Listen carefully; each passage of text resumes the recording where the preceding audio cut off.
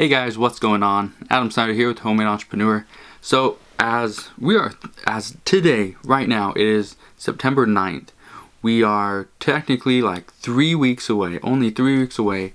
So countdown begins to fourth quarter. So fourth quarter, as you know, last 3 months of the year, October, November, and December, you will see the most sales on Amazon, on eBay, on wherever. You're going to see the most sales in those 3 months, guaranteed. So I want to explain to you what I've been doing, and it's kind of a different strategy. Some people will not like it so much, other people will love it, and I'm going to tell you exactly what that strategy is, how I'm doing it, and how I'm making so much money.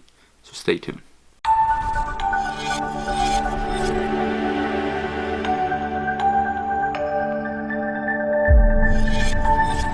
So first off, what am I doing? What I'm doing is I'm buying items that have a very high rank. These are items that are either at like Ross, at Marshalls, TJ Maxx, a store that is pretty much geared to selling like last season, the out of season inventory. And so what I've been doing is I've been stocking up on a lot of this stuff.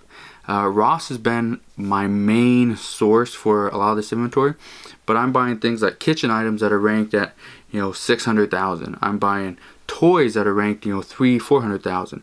I'm buying clothing that's ranked, it's just out of this world. It's up there. So anyway, I'm buying a lot of this stuff.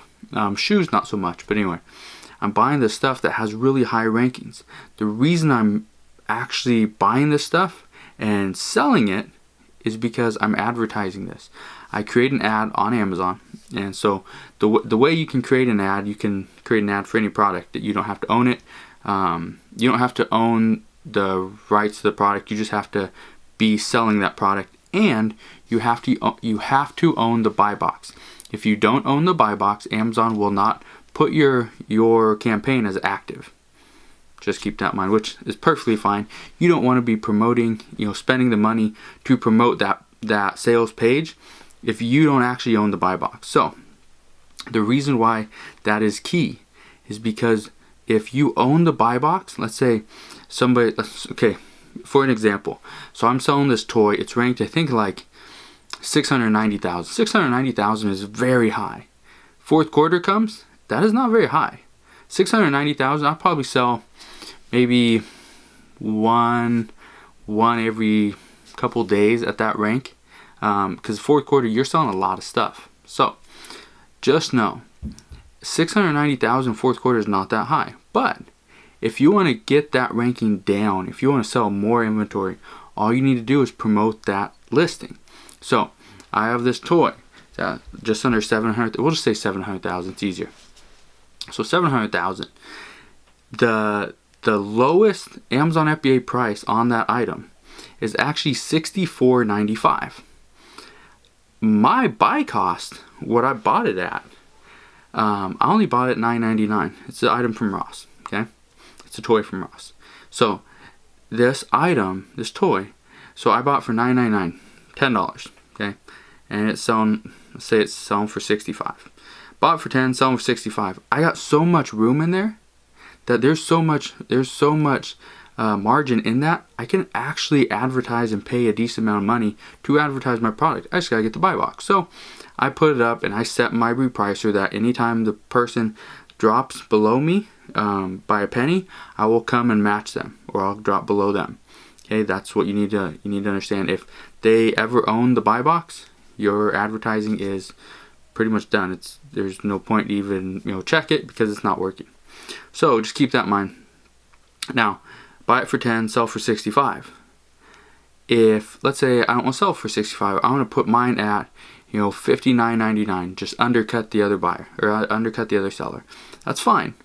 And then you go and promote the page, because now you own the buy box, or you should own the buy box by now. So if you own the buy box, you can promote that page. The reason why the strategy works very well is because the people that are selling these items that are ranked at 700,000 toys, 600,000 in home, 400,000 in clothing. These people that are selling those, they don't keep track of all the stuff that they have like one of. Okay, they like to keep track, and this isn't everybody, but the majority of people keep track of the stuff they have 300 of, quantity 300, quantity 180. That's what they like to do, not the quantity 1, because that's going to take so much time to manage all that. So that is where you can kind of slip under their radar. You can sell out of your stuff and you're making money.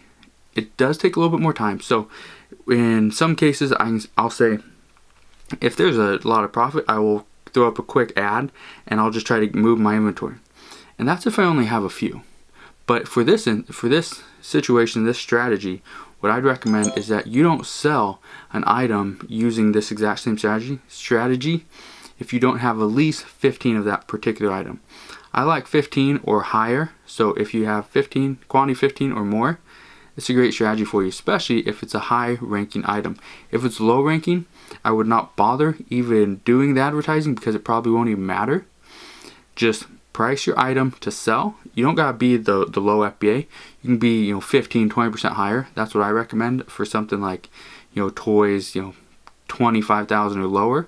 I'd price it up a little bit higher just because they're going to sell out very quickly, and then once they do, you'll be up next and you'll get your sale. So why rush to sale when you can make more money by holding out an extra 2 or 3 days? So anyway, just wanted to throw that strategy out there for you because that's something I've been doing probably for the last month and a half and it's been working very well. It's something I plan on continue doing. It's something that I think will be very it's going to be very profitable in the fourth quarter. I didn't do this last year. Obviously, I've only been doing it for less than 2 months. This exact same strategy, I've been using advertising for over a year. But just keep in mind, with advertising, there's no guarantee you sell the item. It's one of those things that you pay for the advertising whether it works or not. So if it is beneficial to you to experiment with it, go for it. This is also a great way, if you create a new bundle, to create an ad for it and promote it, to promote that bundle. Try to get that bundle sold as quickly as possible, get it ranked, and then replenish that bundle. I know I don't talk a lot about bundles or advertising, and the reason is because it is a little riskier. Some people don't do it correctly, and some people will never see a sale from it. So there are upsides, but there are some downsides. So just keep that in mind. If you guys have any questions, let me know. You can comment below or send me a message. You can send me an email or you can send me a message over on Facebook, facebook.com/homemade entrepreneur. But you guys have a great weekend, and I'll see you guys very soon.